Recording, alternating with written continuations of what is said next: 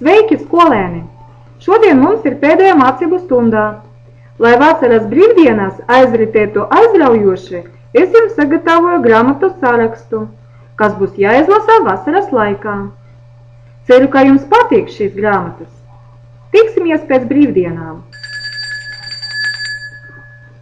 Beidzot ir brīvdienas, var kārtīgi atpusties. Bet skolotāja uzdeva izlasīt daudz grāmatu. Tā negribas lasīt. Labāk es paspēlēšu datorspēles, un vēl labāk būtu pagulēt.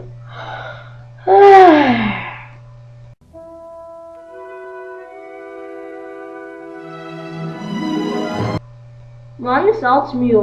Es esmu grāmatas Mio, manu Mio, galvenais varonis. Esmu uzradies no grāmatu pasaules, lai pārliecinātu bērnus, ka grāmatu lasīšana var būt aizraujoša. Lasot grāmatas, katrs no mums pārdzīvo visus notikumus, kas notika ar grāmatas varoņiem. Kopā ar viņam jūs meklējat atbildes uz jautājumiem par dzīves jēgu, draudzību, godīgumu un drosmi. Dažas rindas var aizskart jūsu sirdi un likt just līdzi grāmatas varoņiem.